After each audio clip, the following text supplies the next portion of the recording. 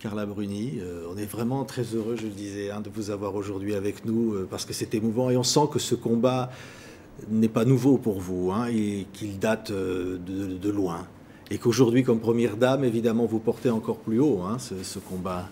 Oui. Pourquoi cette sensibilité? Dans le milieu de la mode, lorsque je travaillais comme mannequin, donc il y a 20 ans environ, le milieu de la mode a été pris de plein fouet par l'épidémie du sida. Il a vraiment perdu des membres de sa famille. Tout d'un coup, un grand nombre de gens dans le milieu de la mode sont morts du sida. Et le milieu de la mode a été alerté très très tôt sur cette maladie, forcément, puisqu'il en a été victime. Donc cela fait bien 20 ans qu'effectivement je constate les dégâts que l'HIV fait dans l'humanité. Ouais. Alors évidemment, c'était dans mon milieu, un milieu dans lequel je travaillais tous les jours, j'ai été particulièrement sensible.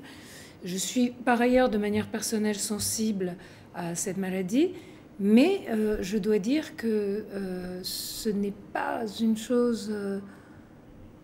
Enfin, je n'ai pas eu besoin de connaître des personnes qui sont mortes du sida pour me sentir bouleversée par l'impact de cette pandémie effroyable. Ouais, et pourtant, donc, oui. Et pourtant, voilà. Vous avez écrit... Je voudrais le dire parce qu'il y a un petit peu toujours un amalgame qui est fait. On pense que c'est les choses personnelles qui vont dans ce public. C'est évidemment ce que vous avez vécu dans votre famille. Pas très particulièrement, je vous dirais. C'est ce que les gens peuvent penser ou se dire. C'est ce que pensent en tout cas les médias. Ouais. C'est bien pour ça que j'essaye de vous dire la vérité, au cas où ça intéresserait. Mais effectivement, bien sûr que mon frère, malheureusement, a contracté l'HIV et il en est mort.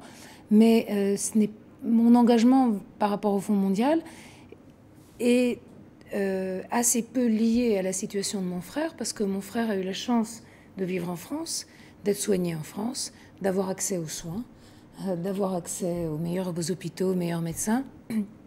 Là, je porte la parole de personnes qui n'ont accès à rien. Ouais. Vous comprenez? Et le Fonds mondial s'occupe des personnes qui n'ont accès à rien.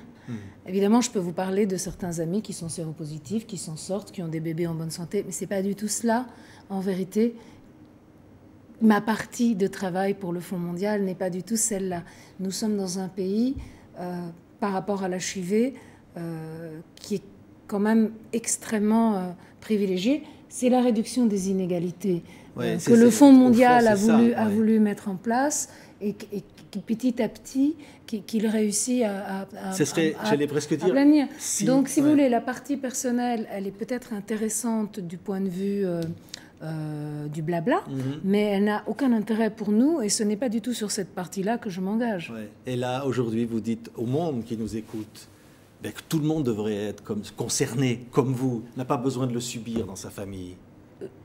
Oui, c'est là l'appel. Tout le monde est concerné. C'est une pandémie. Il faut arrêter de penser que c'est digéré et que nous avons toutes les solutions. C'est une pandémie. Attraper l'HIV aujourd'hui, c'est moins grave qu'il y a 20 ans. C'est peut-être moins fatal, mais c'est toujours une existence extrêmement compliquée et une bataille importante. Et si vous aviez il faut dire aux jeunes gens de faire attention aussi dans nos pays. Carla, en tant que première dame, j'allais presque dire, si ce statut-là pouvait servir à ça, vous seriez très fière?